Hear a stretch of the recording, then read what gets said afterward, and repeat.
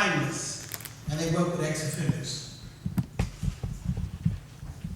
Now I'm going to read you some names of our distinguished guests. On our podium, or pulpit we call it, here at church, we have Mr. Peter Eliasberg, ACLU. You can give him a hand.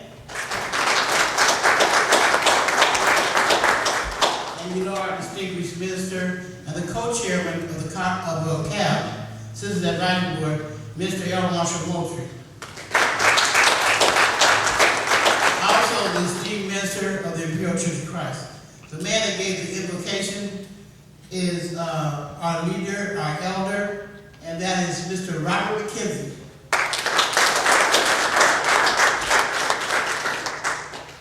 On the other side of the podium, we have an honored guest. His name is attorney, civil rights attorney, I must say, Mr. Bradley Gage. We have a chief attorney in the house, and he's the head of the Office of Independent Review, my best friend, Mr. Michael Donato. And back on the pulpit, we have the assistant to the sheriff, Mr. Cecil Rambo. Just like his name, too. I have a soulmate sitting there. His name is Commander James Helmo.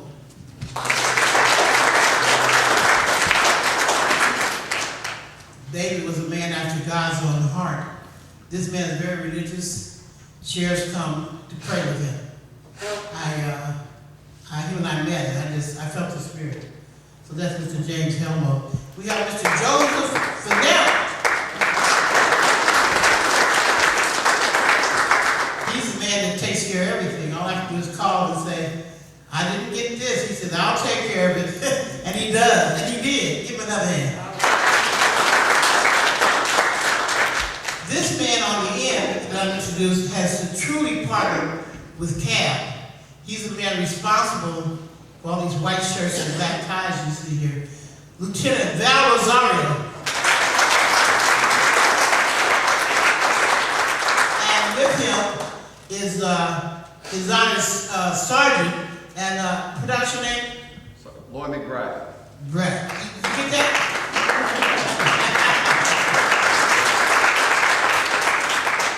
These men on the end of Val Rosario and the man, say your name one more time. I'm sorry, it's Lloyd McBride. McBride, okay. Lloyd. They are the recruitment team for the sheriff. And if you notice our signs outside, we are a civilian recruitment center here at the Imperial Church of Christ under the guidance of the Citizens Advisory Board. We recruit for the Sheriff's Department, and we'll get to that later, but we're looking for 1,000 good people. So that's wonderful. Amen. Give that a hand. Now I've got VIP community activists and leaders. So I'm going to start right here with a distinguished friend of mine, Mr. Roderick Foreman. And you can tell the name of your organization. My organization is a nonprofit by the name of Right Way Directions. Right Way Directions, give me a hand. This is, believe it or not, my nephew. And he's been in and out of my house when he was a little tight, 8 years old, trying to get some food. We call him Trey. He has an organization, and he also has a business called All About Cars. So if you need a car, give Trey a call. Give him a hand. He's a strong community activist. We also, on the end, we have Pastor Burton. And tell him the church. Bethel Missionary Baptist Church on Florence and Guernsey. Everybody know Woody's? Right next door to Woody's. He's also a social minister, and he's the husband of a recruit. Would you stand, Pamela Burton?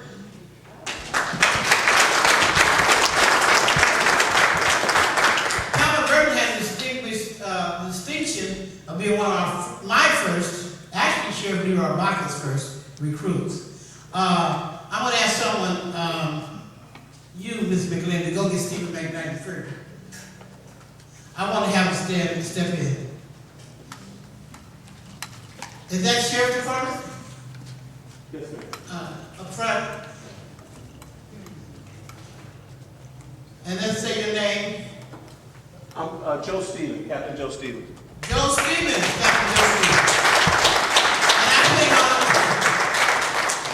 we should say the name. I put on the program as Joe Smith, my bad. So you scratch that out and put Stevens. Joe Stevens. Give him another hand. I want to, I said Pamela Bridges was one of Sheriff Baca's first recruits, but I was wrong. She was the second. Stephen McKnight was recruited by none other than Sheriff Leroy Baca. He did a good job on the door. Stephen McKnight will be going in real soon. Give him another hand. Stephen, who else do we have? Mr. Drexler. Sit him in, sit him in, sit him in. I want to get all the recruits right quick. So you can see them while you see their faces, and you recognize them when they're in their squad cars. We have 3 gentlemen here. Step to the front, gentlemen. Step to the front, please. Don't walk all over each other. Right. This is Mr. Nick Ferguson. Mr. Kyle Carter. And Mr. Crowder. And they're all here and want to do their best and do their best because they see a lot of commanders over there. And First Lieutenant Darryl Rosario. And this is, like I told them, probably the only time you'll be shaking hands with Commander James Helmo and Commander Joe Fidel. So give him a hand, man.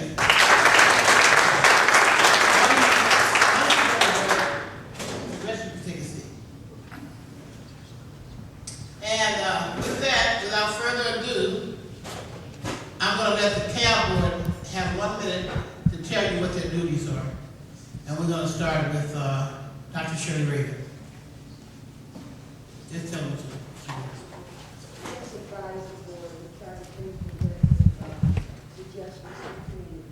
She's the personal advisor for Dr. Sandra Moore. She's very modest. Yeah, I understand. But she has a minute. And her job is to advise me. Good afternoon. My job is to advise Dr. Moore and we've conducted projects and suggestions to the community. So that's what I can do. Give her a hand. My name is Shirley Kendrick, and I really don't need a mic. And I'm over the outreach programs and special events, so don't be a bit surprised if you see me out trying to get a nickel or a dime from you. And I don't have very much to say this evening because I'm going to yield my time to Dr. Reyes.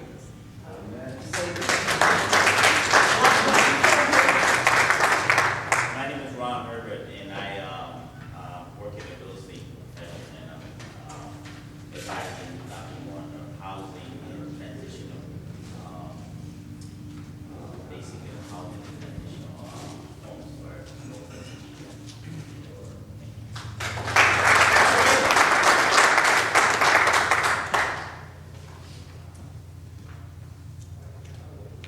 Thank you.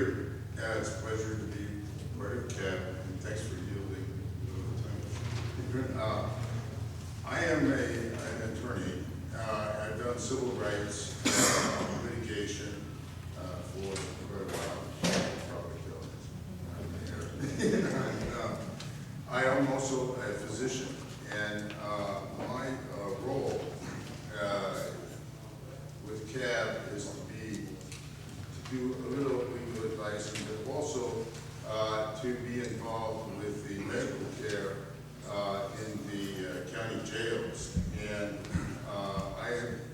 the sheriff has been good enough to allow a medical team that we are organizing and have pretty well organized to access to the jails and to talk to inmates and, just kind of monitor and see what kind of medical care has been given, see if we can make suggestions here and there, and improve it where it may need some improvement, and commend it where it's doing a great job. So that's what my role will be. Thank you very much.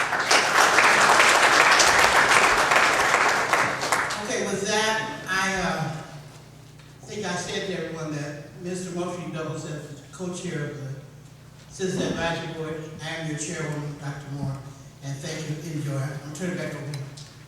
Thank you, Sister Moore.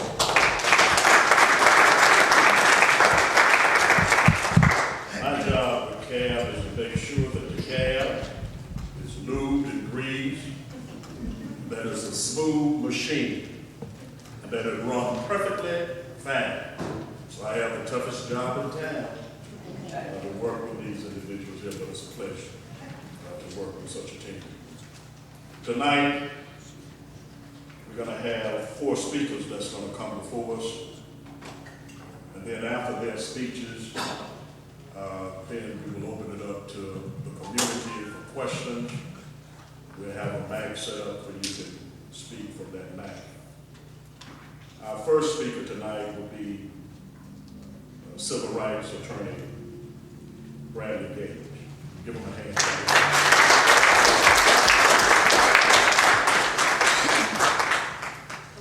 Thanks for having me.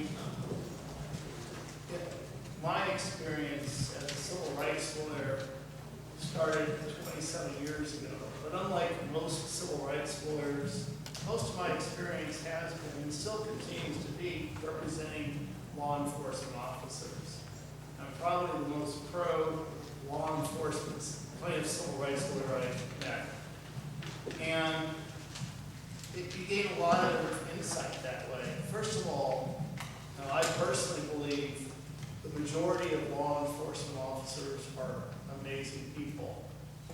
It's probably 98% of them out there. So I tend to focus on the other 2% when I do a plaintiff's case. And we receive phone calls every day, but we very rarely take a plaintiff's case.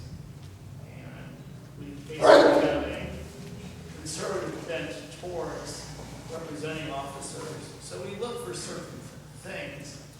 And I think what we have seen that's been very troubling to us is something that I also have some thoughts on how to try to cure. And that's why I was talking with Assistant Sheriff Rambo, others here that are involved in that. My experience recently with civil rights cases has been predominantly out of the Antelope Valley.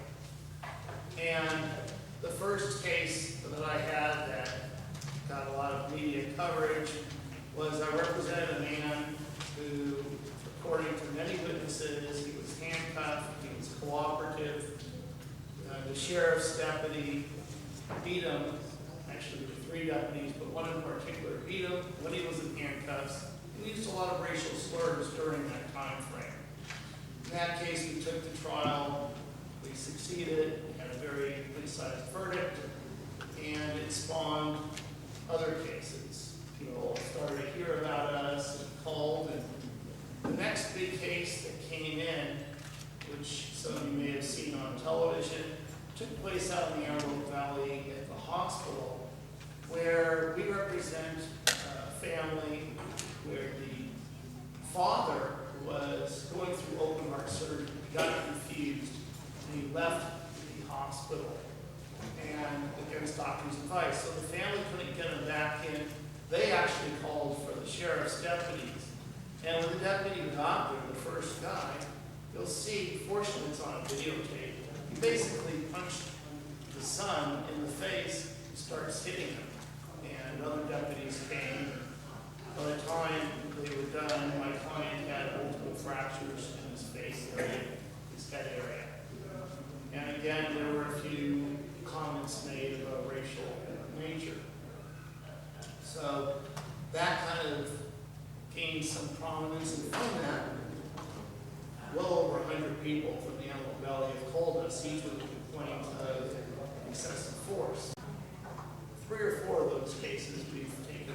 those also now have come up to media attention. You have one situation where the man, he was in his garage, there were 40 shots fired, he was shot 10 times in the back, 1 time in the hand, he was unarmed according to the witnesses, and he's been killed. We have another case where another young man, he was bicycling, he went to go pick up cigarettes at the end of the night while bike riding, and he was shot. And according to witnesses, he was begging for officers to help him. He called for his mother. A period of time passed, and a deputy went up to him, shot him in the head, and died. And we also have a number of other cases, several bicycle riders, interestingly, that have been pulled over and beaten. We have a 15-year-old boy that was shot. And what we started to notice, at least what I started to notice, was it seemed as if individuals of color in the Antelope Valley were getting targeted. And those Caucasians that were being targeted, they were often associated with African Americans. One case where I was talking about my first case, the man was Caucasian, yet he was called racial slurs based on being too friendly with African Americans. The young man that I have, the 15-year-old kid that was shot, they referred to his grandmother's boyfriend as being, quote, colored, end quote. So when you see these kinds of things, it starts to create concerns, which it did for me. Now, I met this morning with individuals from the NAACP. It was just coincidental that both of these things came on the same day. And they are receiving numerous complaints out of the Antelope Valley of racial profiling against African Americans. So you start to see problems going. And from my limited experience, I've already identified 2 deputies that seem to get in trouble repeatedly. One that I know has had at least 15 complaints of excessive force against him, and the other that I know has had at least 3 very serious complaints of excessive force against him, and probably 5. And when I have pictures of materials, I'm sure I'll have more. All I know is from public sources today, the judge said there's a lot more coming. So that brings me to the challenge that I have for the department. This is what I was talking to Assistant Sheriff Campbell about a little bit too. You know, it's nice that the Sheriff's Department has a new task force with 35 members from the department to look at excessive force.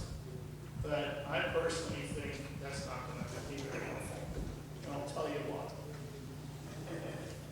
You look at the jail situation, and I have a lot of litigation where I've represented many deputies over the years.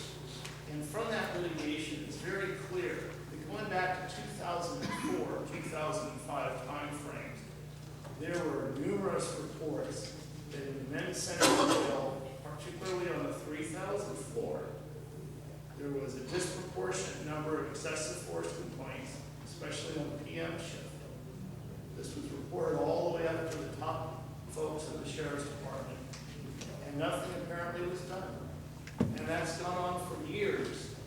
And as you look at each year, there were individuals that came into the jails and started to see a problem. It was reported, and there was really no correct action taken. And the 3,000 boys came to prominence when there was the Christmas party at the Quiet Canyon Club, and members from the 3,000th floor of the men's central jail beat up on other sheriff's deputies that were not in that clip. You've heard we have another case that was in the early times. The sheriff's deputy had a gun pointed at him by, he's a sergeant, and another sergeant pointed a gun at him. The sergeant that pointed the gun at him is the sergeant to this day in the Sheriff's Department. Top management knows of these cases.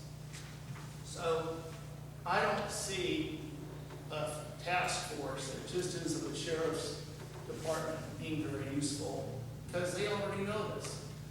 Now, how can somebody someone independent like Mr. Chinaco easily see a pattern of excessive force and try to make a difference.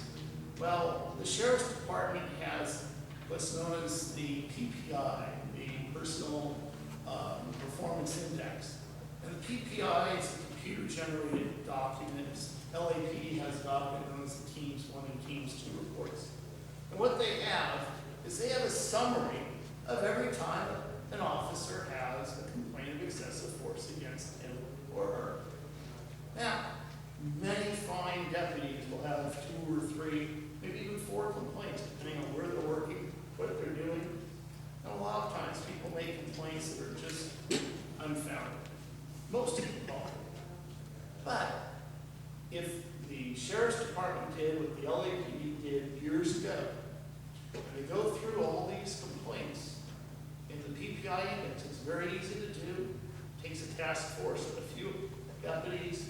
They've got 35. They can do this probably in a few weeks' time, is my guess. You can start to see which deputies have the most uses of force. Compile a list of 50 or 100 of the worst offenders and start looking hard for those people. You're going to find that 1 or 2% bad apples in the department pretty easily. That's what the LAPD did. They had what was known as a list of 44. And this happened back in the 1990s. So it's not a very new or original idea, but it has not, as far as I know, ever been implemented in the Sheriff's Department. So you have citizens here. You have independent review panels. That's the people that need to be looking at these individuals. It's an easy way to do it. The second way that I think you can help to resolve a lot of these problems is going to take a little reform to the law, but not much. You've all probably heard of whistleblower retaliation laws. Well, for public employees, those laws have been weakened. So if a sheriff's deputy or a police officer reports some kind of wrongdoing and then gets retaliated against, there's not enough protection. You have to increase the protection. We have a law in the books, it's Labor Code 1102.5 and 1102.6. But those have to be strengthened and applied to deputies to protect them. Because 27 years of practicing law, the majority of my clients have been police officers and deputies, and many of those people over the years have reported wrongdoing and been retaliated against. The code of silence is still alive and well. So, I found out about this late thinking. We actually are going to end up seeing hopefully the Clippers winning tonight. So rather than just talking right now, if people have questions, or the Sheriff's Department, which a lot of individuals here have questions, I'm happy to answer them. Okay. No one has a question? No questions. I will tell you about a couple of the cases if you want to hear details. But to me, I think it'd be interesting to get the take from the Sheriff's Department. Yeah, but all the cases you have in their situation, you know. We'll open up there for question and answer. Yes. I'm going to wish. So, I heard part of your question. I'll try to go into it. The cases that we get, I think you want to find out about how they come to us. Well, basically, just word of mouth. After I've been doing this for enough years, I've been fortunate enough to have some good results. People have heard, and there's been media coverage over the years that people have heard that. And we look at it. So, when you look at these cases and what's happened to the individuals, to me, it's a big concern, and it's something that I think is important to the community as a whole. Because too many of these cases that I have seen, and we've recently seen about under 150, but over the years, thousands of cases come in. And it does seem that there appears to be a profile of individuals that are are subjected to the largest amount of force. And the individuals that more often than not are subjected to force are people of color, especially African American and especially Latin American. I mean, that's my representative sample of 27 years. It's just one law firm and the referrals that we get. But it is a concern, and it is something that I think needs to be addressed. And so that's, I think, one of the important things. Anyway, that's pretty much what I have to say, other than for questions and answers that the boss gave us. I'm not going to do that yet. So. We're gonna hold it in reserve for that. Questions are good, but we want to hear from the speaker, then you can come back and address whatever questions that you may have. Our next speaker will be from the Office of Independent Review, Attorney Michael Janaka.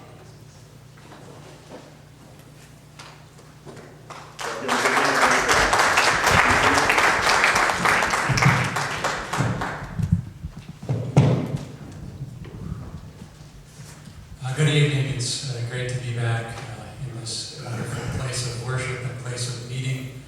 Thank you, Brother Moultrie, for the introduction and for agreeing to run the show. For those who don't, I see a lot of familiar faces with us today, but for those of you who are meeting me for the first time, my name is Mike Janaka, and I am the Chief Attorney for the Office of Independent Review. My responsibility is to make sure that when there is an allegation of misconduct by deputy sheriffs, or an officer involved shooting, or a homicide in the jail, that those kinds of critical incidents or misconduct allegations are investigated thoroughly and objectively. And also, we have the ability to dialogue with the Sheriff's Department as an outside set of eyes and ears to make recommendations on accountability and outcomes. And we've been doing that for about 10 years now. It didn't take the jail crisis that we have right now, the controversy involving violence in the jails, to start the Office of Independent Review. But the sheriff was able to get the board to agree to fund us as a result of other scandals that were happening at the time. The most prominent being the Rampart scandal, where as it turns out, for years and years, members of the Los Angeles Police Department, particularly the crash unit, which was the anti-gang unit, was essentially beating up suspects and ripping them off, essentially behaving like rogues. And it created a lot of consternation and concern about the community. It caused the federal government to get involved and to bring a consent decree, which just recently LAPD got out of. And as a result of the judicial intervention, a lot of changes were made. Change can be effectuated in a number of ways, and I think reform has to end up being caused by a number of influences. Plaintiffs' lawyers and people like Mr. Gage, who are pushing the envelope and holding deputies accountable through the civil trial system and the civil justice system, is one way of effectuating change. Because not only is it effectuating change, but it is vindicating the rights of those whose constitutional rights may have been violated by officers of the law. And there's a need to have those rights vindicated in the appropriate cases. And there's a need to have that judicial activism, that activism going on so that those rights can be presented to a jury. And in cases in which the jury agrees that the evidence suggests there was a violation of rights, that those rights be vindicated. And that's very important. You'll hear from another external, a representative of external influence of the Sheriff's Department, on the Sheriff's Department and law enforcement as a whole, and that is Peter Eliasberg from the ACLU. The ACLU has, almost since its inception, been very involved in addressing and representing individuals who may be subject to police misconduct and have had a broader role with regard to conditions of confinement in our jails and in our prisons. And for a long, long time, since the 80s, have been involved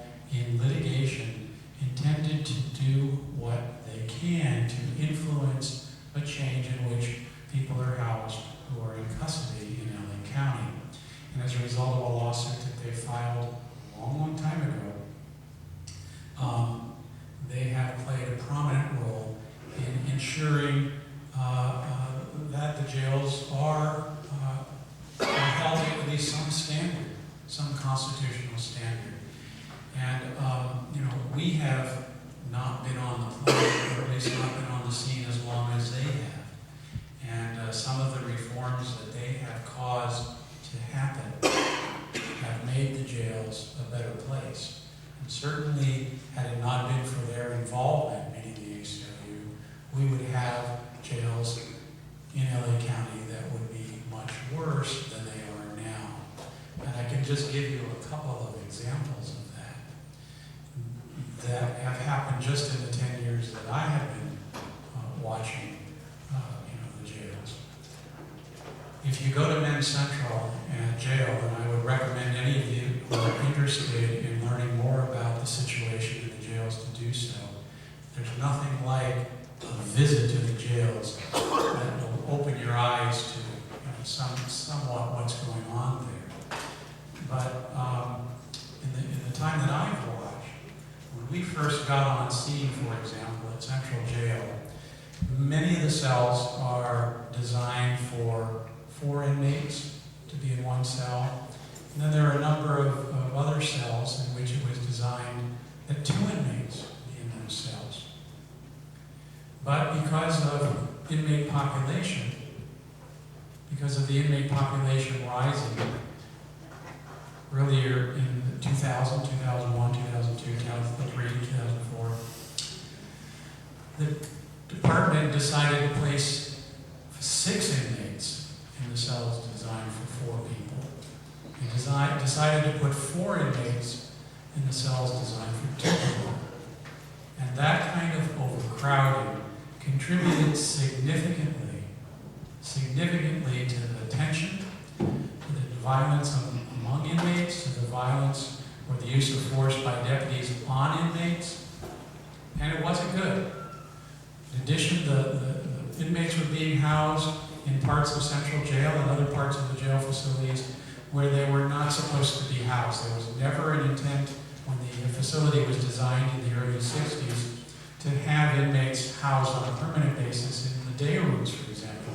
They were called day rooms, but they were being housed, inmates were being housed there all the time. And as a result, the monitoring became difficult. We had a homicide of an inmate who was killed because the deputies really couldn't effectively monitor the day room. And we had all kinds of issues regarding that. We had issues because of the inmate population, issues with regard to when they were coming into the system and they needed some medical examination. They'd be waiting days before they received that medical examination, before they could be seen by the people in the clinic, and would be sleeping on the floors in the hallways, waiting for that initial assessment. Those were not good times. Those were not good times. But because the ACLU and others pushed the envelope on those issues, we don't have that anymore. We don't have that anymore. The cells that were designed for 4 inmates have 4 inmates. The cells that were designed for 2 inmates have 2 inmates. We don't have inmates sleeping on the floor anymore. And this is a testament to kind of the external influence and the reform that can be effectuated by external advocates on the Sheriff's Department. And even though the Sheriff's Department may have been begrudging about, making these changes, once the changes were made, I think most people in the department, particularly those who have worked in custody assignments, have now realized at least that those changes were good for the department, good for the inmates, good for the deputies who work in the facility, and just a very important reform.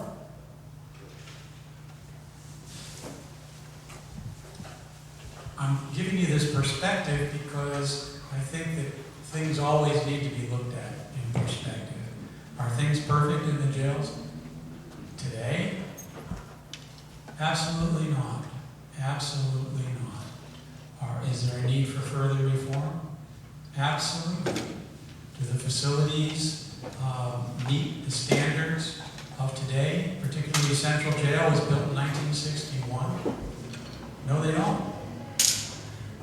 Do sometimes deputies use too much force, unreasonable force, excessive force? I can't disagree with that. Yes, they do. Yes, they do. Do deputies cross the line into violating the department's policy of force? Yes. Are some deputies too inclined to jump to force as an early option when there may have been options available to handle the situation that would not require force? Yes.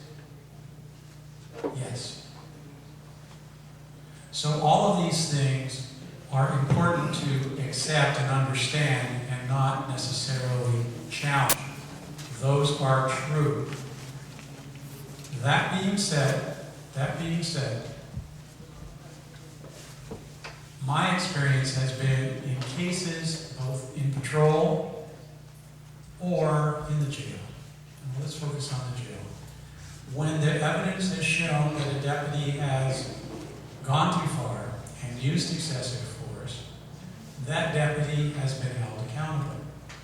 Every year, the department fires half a dozen deputies for using excessive force as part of their responsibilities. Now, why is that number so low? Could it happen more often? Does it happen more often? Probably. Are there cases in which excessive force may have happened, but it couldn't be proven? Probably. And why is that in the jail? Well, in the jail, one of the challenges to the truth-seeking part of our responsibilities is collecting the evidence. And collecting the evidence is sometimes challenging, or establishing by a preponderance of the evidence whether the inmate's version of events is accurate and provable, or whether the deputy's version is accurate and provable, can become a challenge. Oftentimes, we'll have a situation in which the deputy says X happened, the inmate will say Y happened, and we'll have a he said. And under the civil service protections that all county employees have, in order to effectuate discipline against a deputy or to terminate the deputy, you need to have evidence that by a preponderance of the evidence suggests there's a violation of policy. And on the he says, that often isn't possible. So, one way of providing an ability for fact finders to have additional evidence is to get that incident captured on cameras. And one of the things that we have seen as part of the controversy that has come out regarding jail violence is we are seeing every day the installation of new cameras in Central Jail, soon to be new cameras in Twin Towers, and in other parts of the facility. And we'll soon be seeing hundreds of cameras in those facilities where no cameras were in those facilities before. Is that going to help? Yes. Is that going to solve all the problems? No. Is it going to be a panacea so that we'll now know in every case who's telling the truth? No, because things will be out of camera range. But it's better than what we had a year ago. So that is something that I think is a good reform. Some of it prompted by, again, the external pressure that is being placed on the department by people like groups like the ACLU, people like Brad Gage. In our Office of Independent Review, which does not work for the Sheriff's Department. Merrick Bob, who is a special counsel and independent from the Sheriff's Department. People like that have been very instrumental in having this change effectuated. The other thing that has been a problem has been with regard to the low-level force. We have found and been concerned over the years that those investigations are not conducted as thoroughly and fairly as the more significant force cases have been. So there has been investigators at the unit who have allowed their biases to creep in favor of the deputy, haven't done as good a job in identifying witnesses who might be helpful to help establish whether or not the inmate's version is the most credible. And so the department has agreed to try and address that, to fix that, by having a more robust investigation scheme at all levels, whether it's a slap to the face or whether it's a significant force resulting in a broken arm. All of those investigations are going to be investigated more thoroughly, reviewed more comprehensively, and we'll be in a better situation regarding the ability to hold deputies accountable when they violate policy or violate the law. So those are all important things. And I have to say, a lot of what I've been saying in my initial remarks have been talking about the external pressures placed on the department. But I have to say that since the fall, since the controversy has arisen, that the department also, through Sheriff Baca, through the folks that you see here, has also stepped to the plate and recognized the need to re-examine policies, procedures, the way in which force is investigated, installation of cameras, which sat in boxes for a couple of years, but now they're finally getting up. All those things have been, we can't do it on our own. We don't have the ability to do it on our own. But the department, through our dialogue, through dialogue with the ACLU and other external forces, through dialogue with the Board of Supervisors, has begun to re-examine all of this, and you'll probably hear more about this from Sheriff's representatives later, but I have to indicate that that also is going on. Are we where we need to be? No. And can we get better? Yes. Can the Sheriff's Department do a better job maintaining security and safety of the inmates that are housed in their facility? Absolutely. Do I think that we can get better? I do. Am I optimistic about how things are going to look a year or two from now? I am. The final thing is I'm going to stop what I have to say as far as opening remarks in a minute here, but I want to leave you with this. And that is one of the reasons, maybe one of the most important reasons that I'm optimistic that things can get better is because of nights like this. It's because of people that are seated at this table that have come together, folks in the audience, the recruits, all of you who have taken time out of a busy day. You could be watching the Clippers play right now, but you're not. You're here because you're interested, you're engaged, and it's that kind of involvement, that kind of community concern that makes me feel that we can get to where we need to go, but it's going to take all of us. It's going to take all of us. So with that, I'll leave you. Obviously, be around for questions later in the program. But Brother Moultrie, you also, and you opening your house to us, has a lot to say with our ability to dialogue and address these issues. Thank you. Thank you.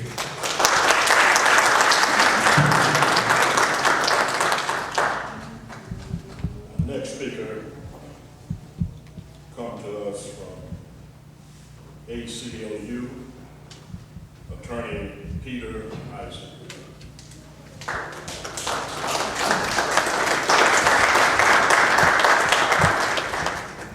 Good evening. Thanks for having me. Special thanks to Dr. Moore, who reached out to me a number of months ago after the ACLU released a report in September of 2011 concerning high levels of excessive force and brutality in jails. And I really appreciate her doing that then and inviting me here tonight.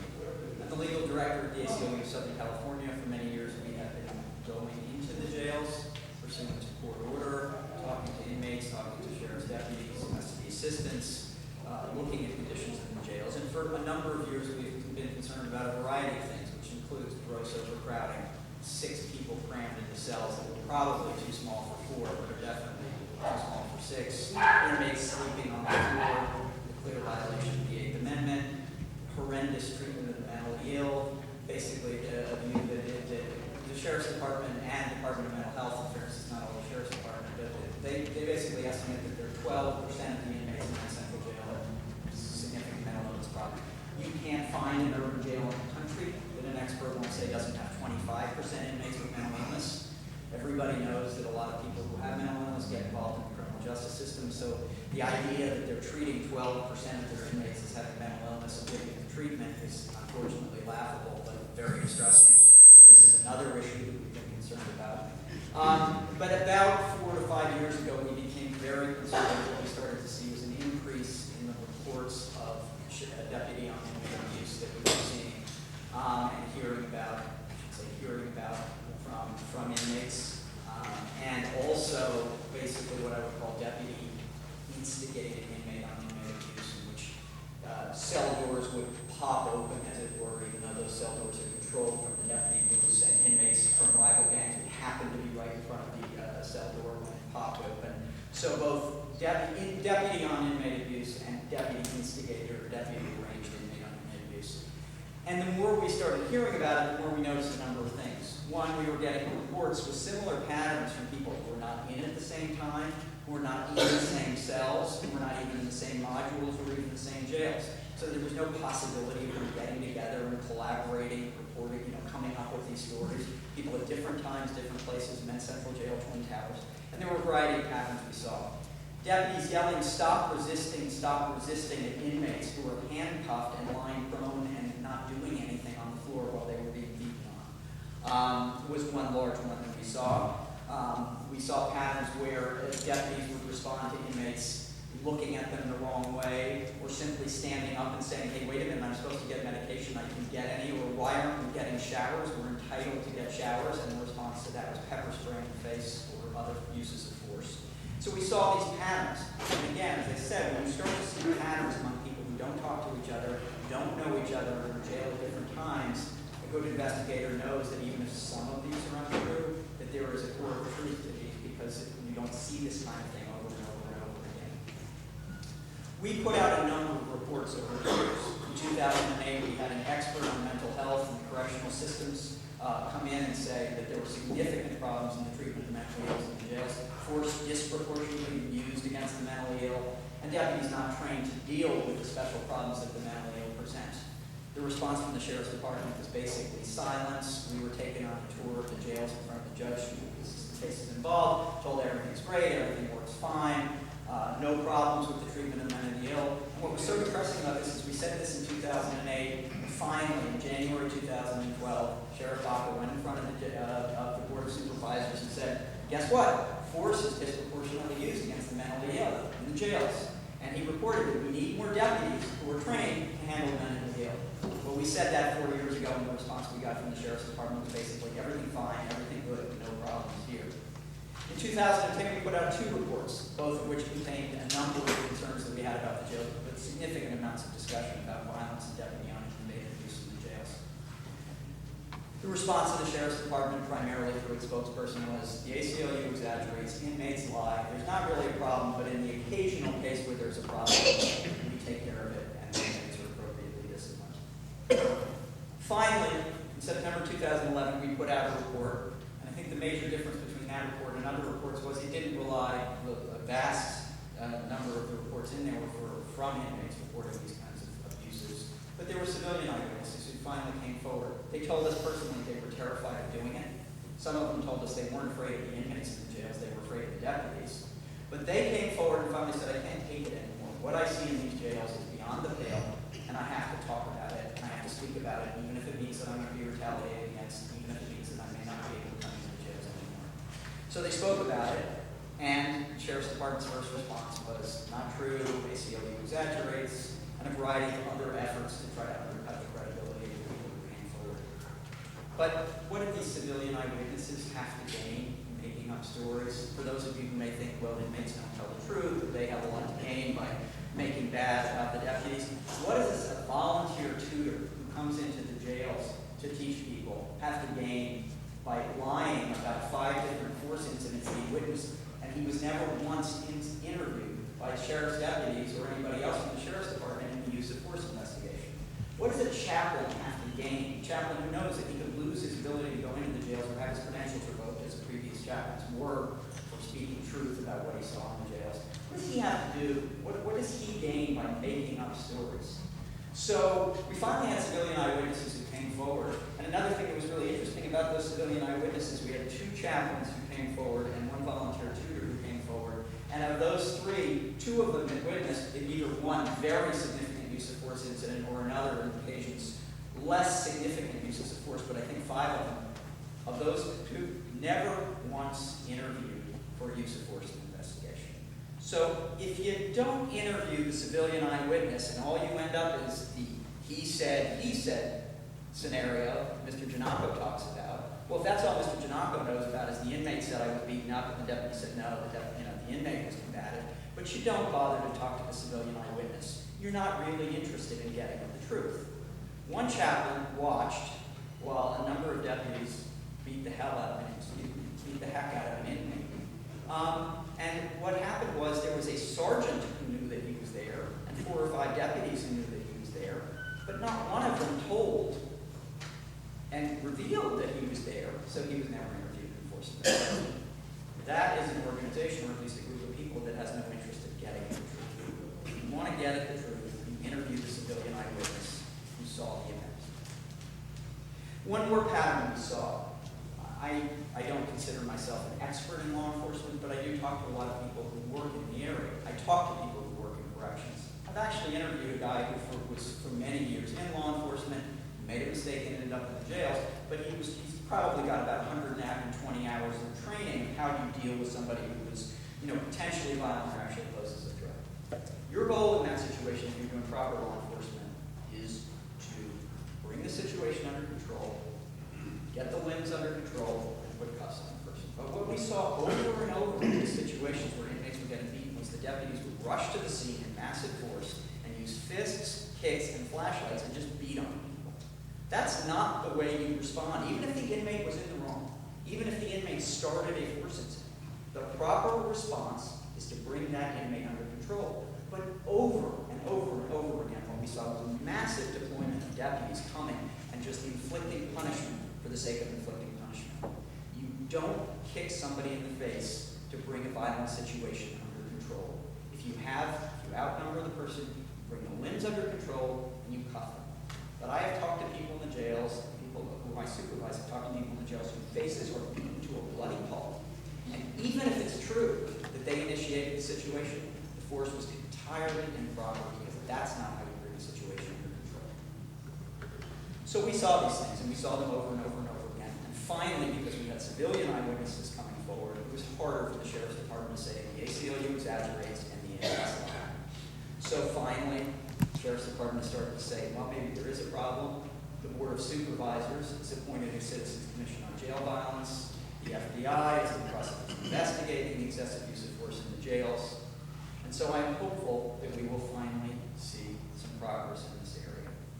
But these reports were not only just what people saw or victims of, but we have my colleague who has worked in prison litigation in correctional institutions around the country, prisons in Mississippi and Alabama, the jail system in Maricopa County, which is run by someone you probably know, Sheriff Joe Arpaio, who says he's the toughest sheriff in the country. She's been in all those jails, in fact, litigated cases and won in most of them, saying that the conditions for the use of force in those jails was unconstitutional. And she says, without hesitation, that the LA County Jail is the worst correctional institution in the country for the levels of violence. She's not alone.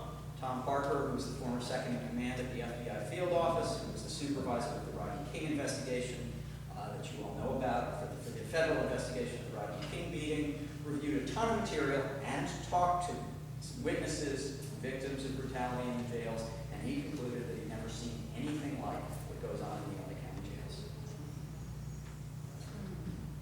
Brad Yates, I'm going to wrap up, but Brad talked about, I think, a very important point, which is PEI, and the fact that if you have a system that's designed to give warnings or it's triggered by the fact that somebody has a certain number of complaints against them for use of force, that doesn't mean they're all correct. They may be all unfounded, but it is a warning system in any good law enforcement agency that somebody has a lot of complaints about use of force or a lot of force incidents. LAPD did it, admittedly under prodding from a lawsuit, but they did it about 5 years ago. Sheriff's Department hasn't done it. Well, why haven't they done it? I mean, that's a question, will. If If you have the will to fix a problem, you fix the problem.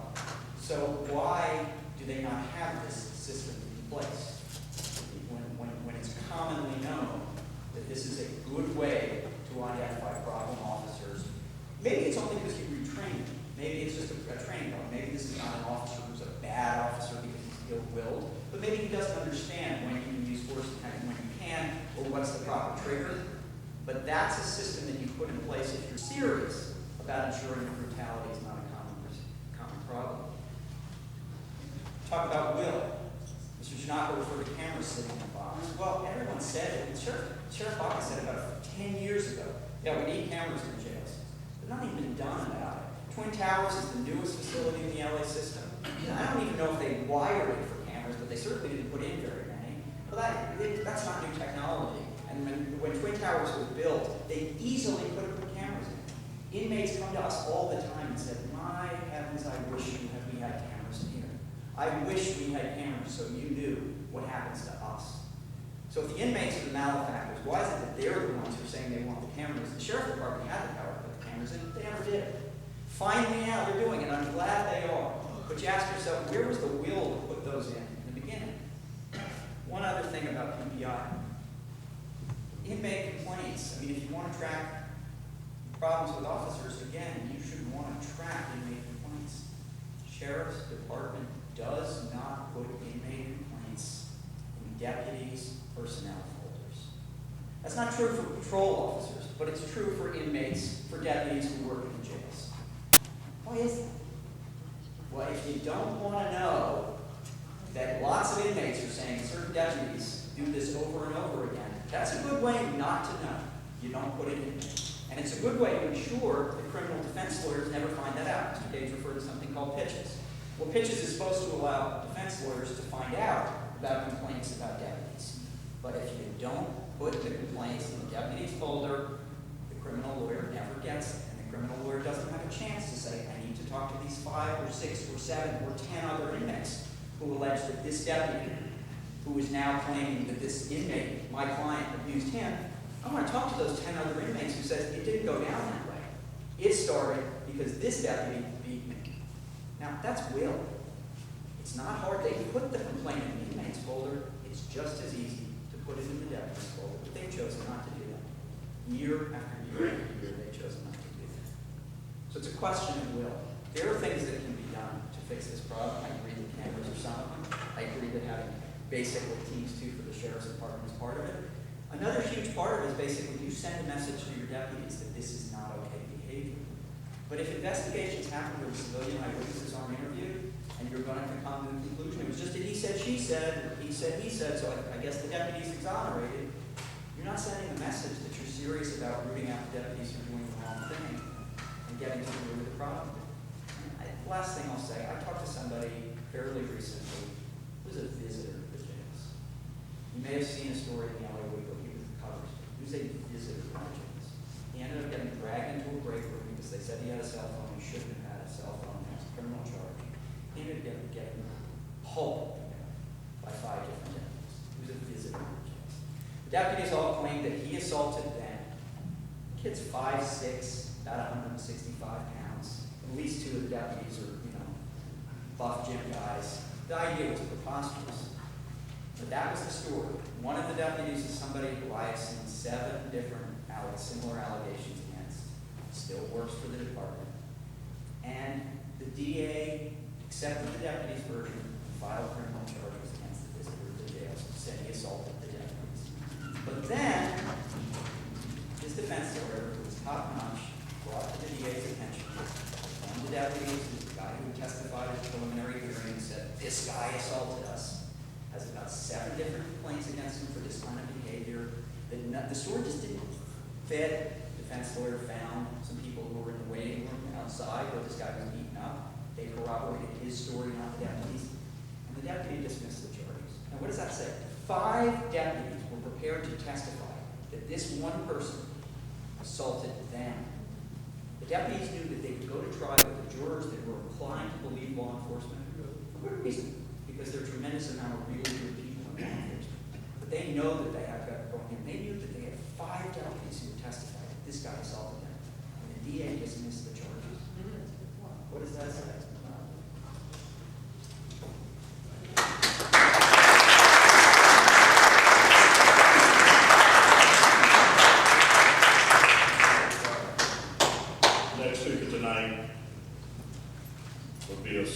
Chief Cecil Reynolds.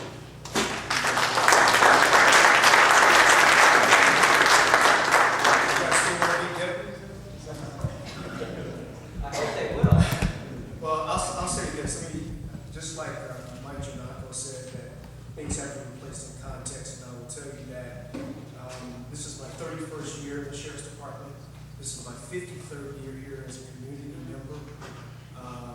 So I've had relatives on both sides of the fence, pops in and out of jail, cousins in and out of jail, the whole nine. And I've been in law enforcement for most of my life.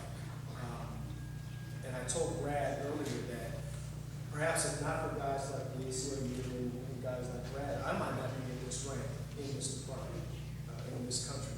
So I certainly appreciate those efforts, and same with the sheriff, who's Hispanic American, and who's Asian American. So in this point in history, we certainly respect the things that both Brad and the ACLU do. And speaking for the sheriff, I can tell you that we're all equally concerned, if not more concerned. It's definitely heightened now, but just from a historical perspective, we know that Watts riots started from police action, that the 92 riots started from police action, that the treatment of inmates throughout this country and other countries have always been in question. Everything from the law enforcement folks in the military to law enforcement folks here in the civilian arena. So with that in mind, we take all this very seriously. I was promoted to this rank last June. I spent 30 years doing patrol stuff, and suddenly I was thrust in and met Peter, my buddy here. And you know what, he may not believe it, but I really appreciate the efforts that they have pushed forward, because it causes us to take the time to self-reflect and really, without their efforts, force the issue. So, given that, I want to talk about a couple of things that the sheriff has implemented since all of this began. And sincerely, Mike, I work very closely with Mike. I did 2 tours of duty at internal affairs. I was around right after the 92 riots. Helped develop the PPI system. I meet with my captains in custody every 2 weeks and talk about problem employees, talk about force. The commanders here know me from those, not only those ladies, but these commanders. In fact, the captain and the 2 commanders and the sergeant all used to work for me when I was in Compton and throughout our career. So we've known each other for quite a long time. I'm the manager I am. But I want to touch on some of the things that we are doing here in the Sheriff's Department. And I'm not going to make any excuses for any of the behavior that was cited here. We don't supervise perfect people. The last perfect person was crucified. So I can tell you that we understand that there are problems out there. I'm serious about taking care of these issues in the last remaining years of my career that I have. I can't work forever. 31 years is a long time. So with that, I'm just going to take a few moments just to talk about some of the things in my notes here.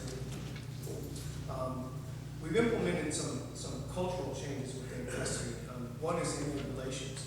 And with that, what we've done is town hall meetings. And so the sheriff directed us to treat each jail facility as if it was our own community. When I was patrolling out here in Compton and Carson and all these areas that I worked in, we came out and met with the people, the community. Well, in custody, that's the community. So we get everyone in the rooms in big chow halls like this, and I think Peter, I don't think you've been in the room, Peter. So we listen to what concerns are. Showers, there's certain things by law we have to give them. Showers, hot meals, change of clothing, and stuff like that. Plumbing issues, the jail, one of the things that the ACLU is, I'll say partnering with us on is they're really pushing for a new central jail. The central jail was built in the 60s, and it is an old facility. We realize that. But understand, to build a jail is over $1 billion.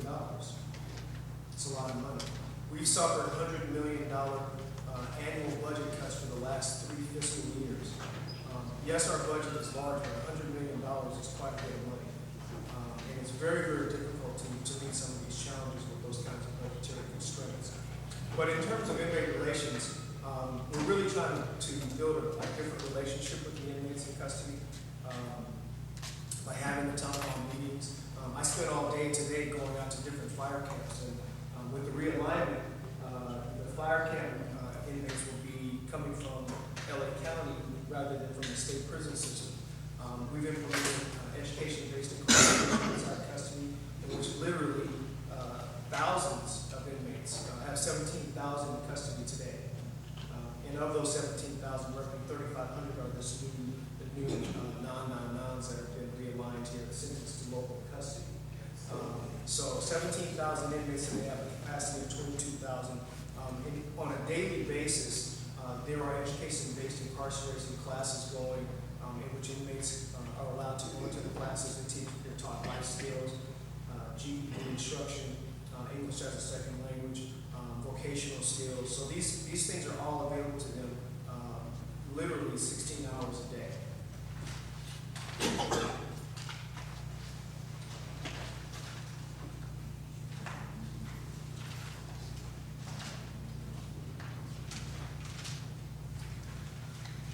One of the biggest things I think the sheriff, or most important things also the sheriff is implementing in terms of, we can create policies that just say, you shouldn't use certain amounts of force, but the sheriff is really committed to the whole cultural thinking about what your role is as a law enforcement officer, a law enforcement professional inside custody. The inmates have a constitutional right to be safe in this environment. In fact, some of these, I tell these inmates, don't get used to coming here, because once you get used to coming here, then it's not a big deal. And quite frankly, if you go to, I really welcome anybody to come down to Central Jail. It is an interesting environment. It's surprisingly clean. We don't allow smoking in there anymore. But one of the things the sheriff implemented was, of course, prevention policy. And in essence, in that policy, he talks exactly about what Peter talked about, was making sure that the personnel understand that their role is to de-escalate situations, learn how to communicate better. Is it really necessary to really, sway an inmate over taking extra apples out of the child hall?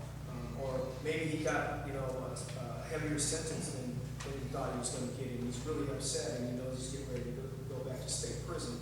And his mind is really not on what's going on. Well, he's not obeying the jail rules, so he's not trying to disrespect you, but his mind is somewhere else. And we realize that a number of inmates in there are on psychotropic meds or on some type of mild mental health medication. And based on that, again, budgetary constraints, actually that proposal that you saw, Peter, was directed from my office at the direction of the sheriff, where we asked for more jail mental health personnel. I'm also working on a project where we have more liaison people out here in the field, because you're seeing more and more. If you think about it, there's a couple of generations of people now that have been raised on this Ritalin and all these medications that we've given our young people. Now these people are adults, young adults, and there's things that, based on these medications, that have really affected their mentality, their emotions, and all these things. They're self-medicating with drugs. So I'm working right now on a plan to extend not only the jail mental health issue, but also out here to the public. So you'll see fewer and fewer incidents that that rise to the level of shootings or escalation, where there a guy standing with a sword is going to get shot 30 times. We can try to talk them down. So the whole concept of really talking about how to de-escalate situations is really implicated in policy now. And once things are inculcated in policy, if we find an incident where a deputy or any personnel, there's also custody assistants who are working in jails that are not full sworn law enforcement officers, but they're going to spend their whole careers working in custody. We want them to be able to de-escalate situations. One of the things Brad talked about, and I think Peter ACLU's mentioned in the past, is we start out in custody, and I think there's been some concern about that. When I first came on, all of us came on, and we started out working in custody, because that's your first new assignment when you come to the LA County Sheriff's Department. Why is that? Well, first of all, constitutionally, by the state constitution, we have to maintain the jails, and as well as the court system. So we have to staff that. How many people just want to volunteer to be a jail deputy? Not a lot. Most people want to be out on the streets and do all the stuff they see on the cops.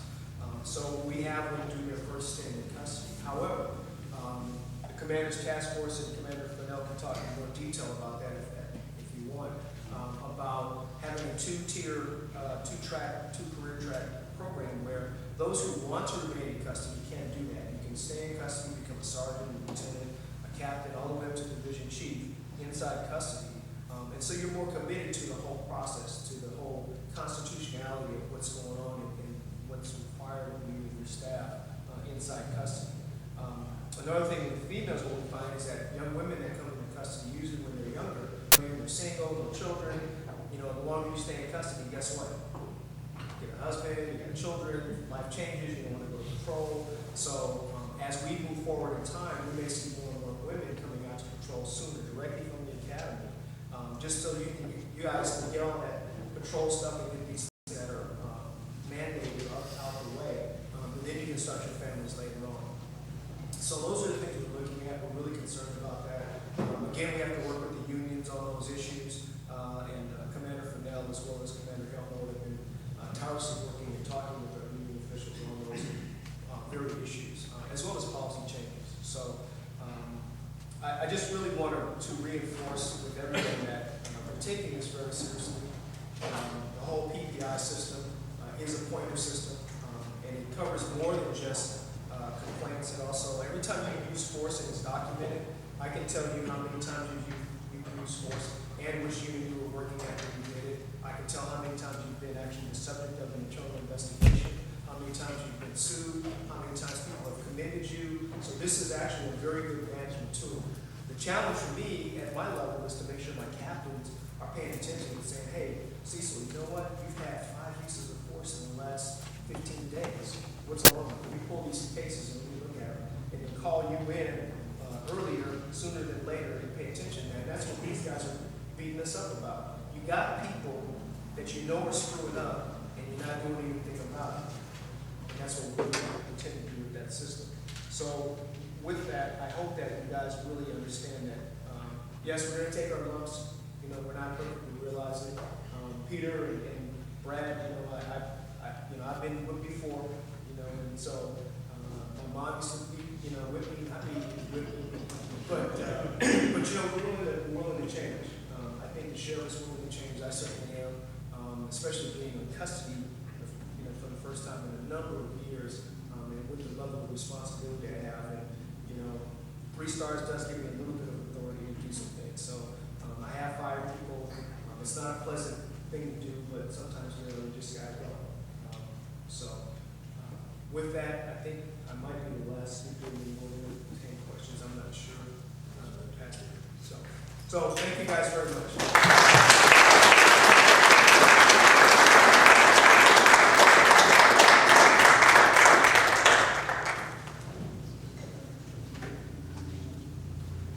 We're just going to change up a little bit here.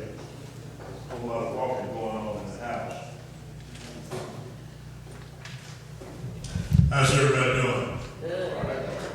We've been here for about 1 hour and 5 minutes. Everybody just stand up on your feet. Let's get some oxygen from our heads down to our feet. Y'all say hallelujah. Hallelujah. Let's say praise the Lord. Praise the Lord. Don't we serve a mighty good God? Oh yeah. Oh yeah. Oh yeah. Let me look around again and see how many people attend church. Let's say hallelujah. Hallelujah. Let's say praise the Lord. Praise the Lord. Let's take our seats. Let's get down to business. Now we have some people that have some questions. We're going to ask that you meet me here at the night, one by one, and then we're going to begin to ask our questions. Number 1, come. Sure. Don't talk till you get to the mountain. I know you're happy.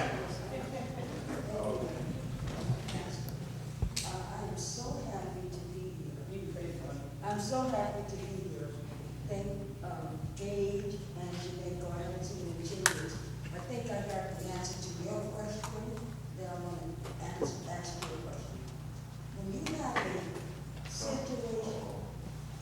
Let me answer this question. You get to ask the question. You're asking. Okay, well, my question... Okay, my question to him, can I make it? Yes. My question to you is this. Do you think it's possible when you are in an atmosphere when they're saying, save us all the money that you can, and you know there will be no repercussions, meaning that we had 5 witnesses that said they would come forward, but they kicked it out of court. Don't you think that the county sheriff should say, okay, whether we're gonna have to pay this lawsuit out or not, we're gonna be fired, but when they know that they're gonna be protected, I think this is what caused them to be out of hand. I think the problem is starting at the board of supervisors. That's what the problem is. And with you, I want to ask you something, Janelle. I think this is wonderful, you want to do something. But my question to you is this, being that this community is so broken, I'd like to know, when you start this task that you're doing, are you willing to make some of these cases retroactive? And if so, how far are you willing to go back? Because a lot of people are broken. We have had no opportunity to be heard in these courts. So that's my question. Thank you.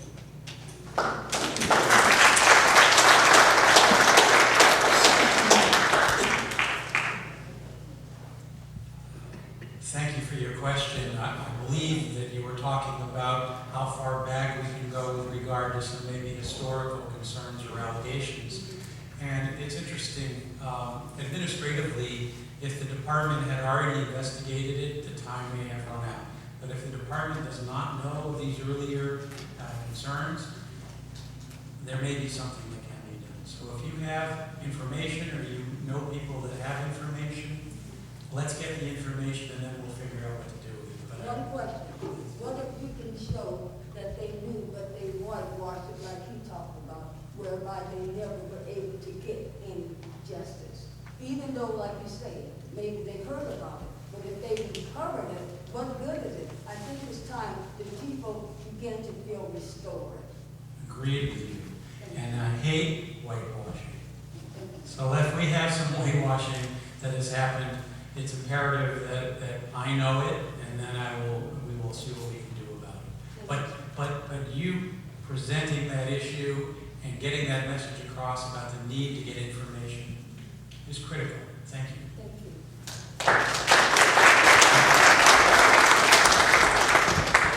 You asked about the board of supervisors. I think it's entirely proper to ask that question, and frankly, I think the board of supervisors for a very long period of time was completely asleep at the switch on what was going on in the jails.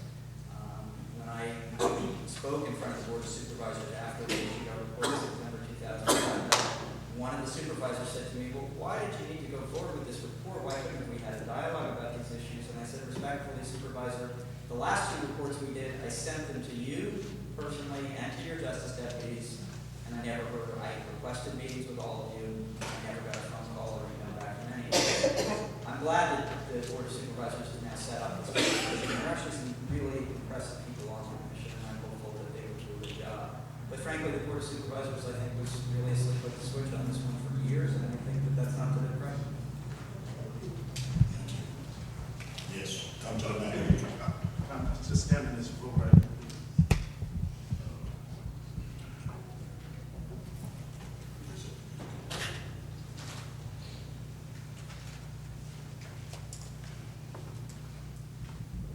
Good evening, everyone. My name is Everett Banks. Okay.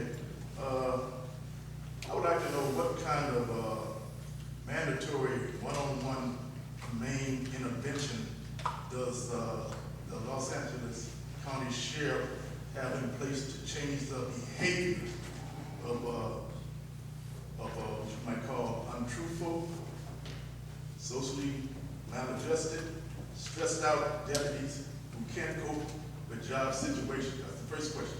The second question is, what happened to the deputies that were involved in that incident at the Quiet Canyon Country Club? I don't know if you remember that, it was a Christmas party. Thank you. 5 of them got fired.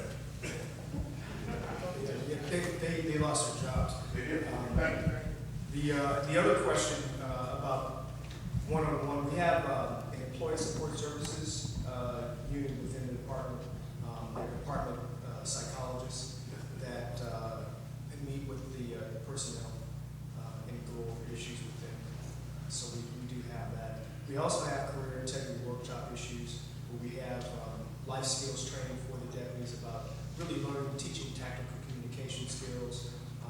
And we also have supervisors that are kind of like life coaches that go into the jails and kind of look at someone who's maybe experiencing some issues, even maybe displaying some anger management issues, and really just kind of tapping them on the shoulder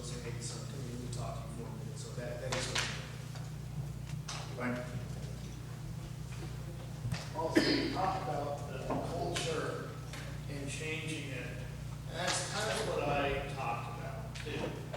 The problem that we have seen with the sheriff's department and other law enforcement is what you sometimes hear of as the code of silence.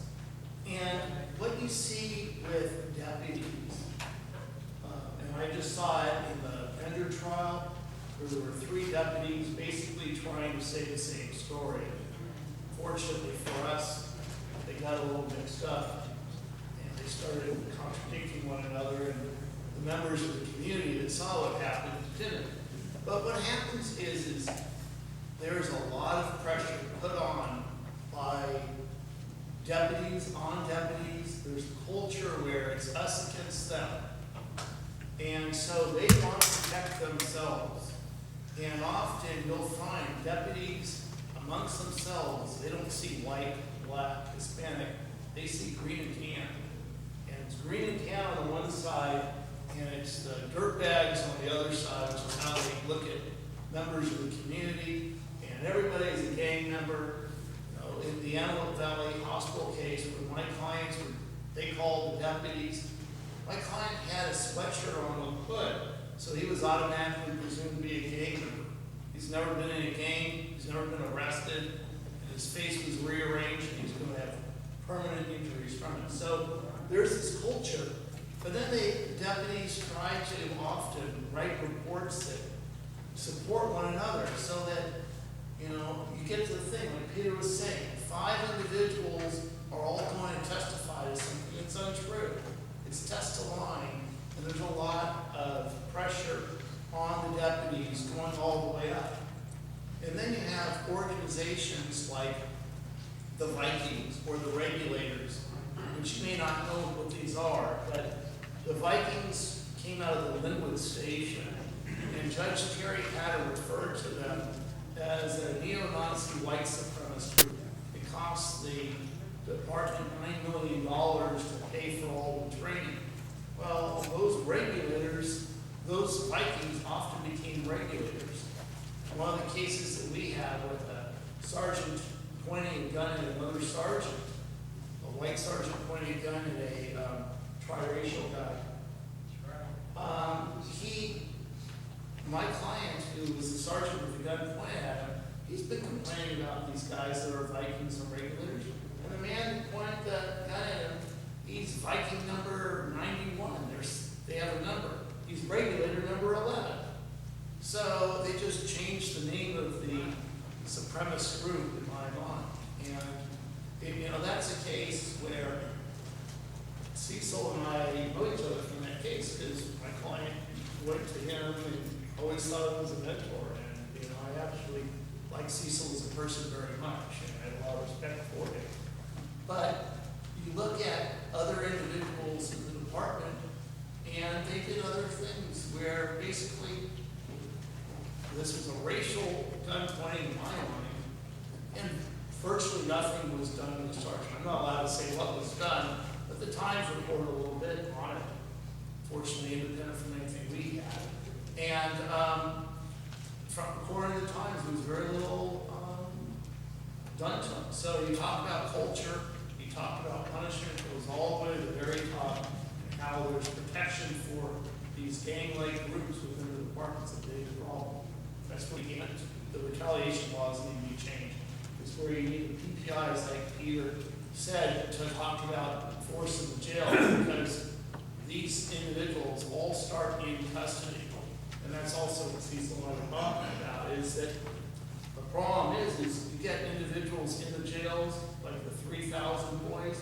These were all deputies staying on the 3,000 floor. They would come to work together en masse. They would wait for one another, leave en masse, very much like gang behavior.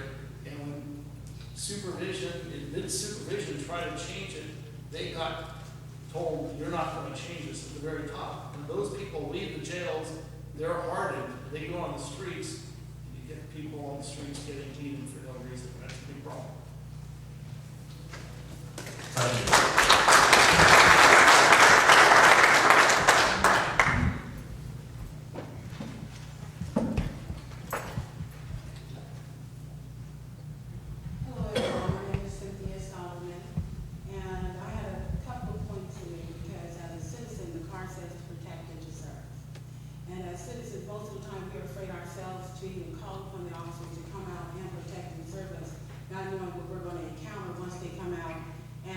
serve us. So, and listening to all that I've listened to today, we have, Attorney Mike Dinapo who says that they have an independent review. But once the independent review is done, how long does the process actually take that it is public knowledge or that it is available to be used or to be determined that that officer actually did do a wrongful activity when he was making an arrest or when he was violating the criminal or the person or the person. And then we have, I thought maybe we wanted to get all the questions. Function that way. You raise a very good question. If it's a criminal case and it's prosecuted by the district attorney, and there aren't very many of these, but if it's a misconduct case involving a deputy and it's a criminal case, we have one going on right now where a deputy is accused of stealing a flashlight when he made an arrest, going on right now in the moment. That case is all public because it's a criminal proceeding. The public can go, the public can learn the outcome. If it's an administrative case, like an internal affairs investigation, unfortunately, a lot of that information, including the identity of the deputy, cannot be disclosed because of state law. I think that law is bad law, and I think that law needs to be changed so that we can have transparency with regard to administrative cases as well. In the state of Florida, they don't have a law like that. So if we were in Florida, we could talk about every officer, every deputy who had received disciplinary problems and give the identity of the individual away. And it seems like law enforcement's doing okay in Florida.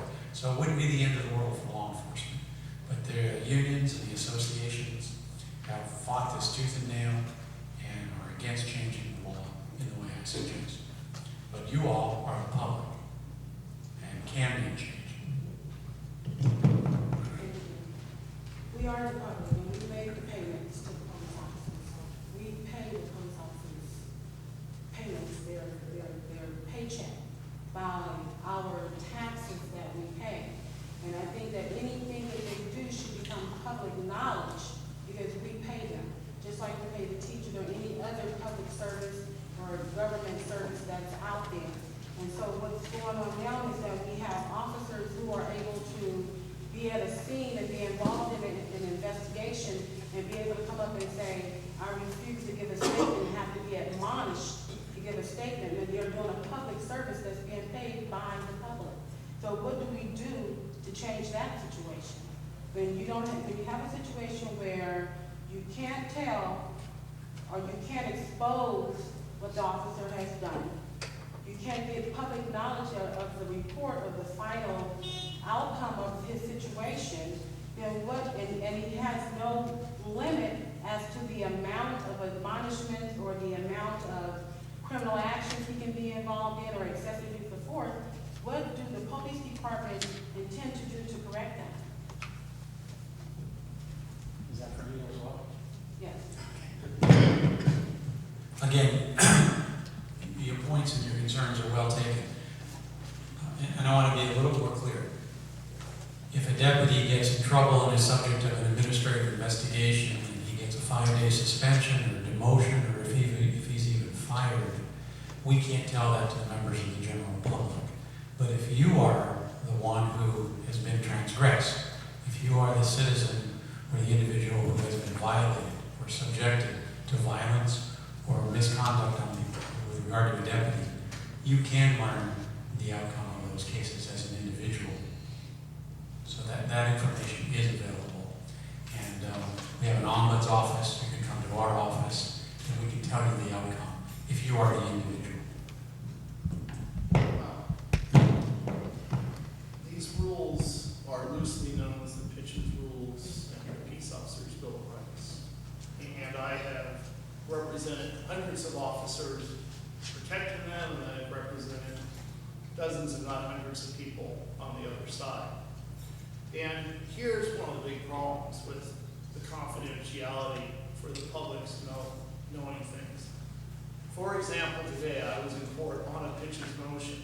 That's the motion in the criminal case involving the family that has the videotape beating. Now, on that motion, the judge, what you have to do to win that motion, first you have to file a declaration indicating information that shows that there is relevant and material information in the personnel file of an officer, which you don't even know unless you're lucky to have some knowledge. Then, once you have that, that gets fought by lawyers for the county, and also often lawyers for the individual officer or officers. Then a judge looks at the personnel file that's given to him or her to review. Often they don't get the entire file. I've had cases with Southgate Police Department in particular, where I had so many officers and so many cases that we represent, we could start seeing how things weren't being produced. So a judge can only look at whatever is provided to him or her. Then they get a stack, sometimes from the floor to here, and they're supposed to go through that in limited time, limited budget to decide what they think is relevant material to a lawsuit that they don't even know anything about. Then, once you get to that point, I'm going to get the names and addresses of people that filed the complaint. I now have to go and contact these people and ask them about the complaint. If I can demonstrate enough diligence that those individuals are not able to be located, I have to go back to court on another motion as a lawyer, convince the judge I've done enough diligence, then he or she will give me some of the complaints. And that's how this process works. It's a very backward system. There's all kinds of ways that officers are protected, and it's a problem. If you think back, I was one of the lawyers that represented the family of Diggy Smalls in Walls versus City of Los Angeles. In that case, the city got sanctioned $1.1 million, and this trial was declared on the 5th day of trial, because as we were going through stuff, I realized that a Teams report had not been provided to us. And here we actually got a lot of documents, but there were 140,000 pages concealed after court order of production. And so we were able to show that the documents of certain officers were not provided, and they were the investigation into the murder itself. So you don't normally have that kind of situation. This was in federal court where rules are different than in state court, and there was so much media scrutiny on that case. The judge went above and beyond what he done. She took 3 or 4 days looking. She got shocked, she got livid, and things happened.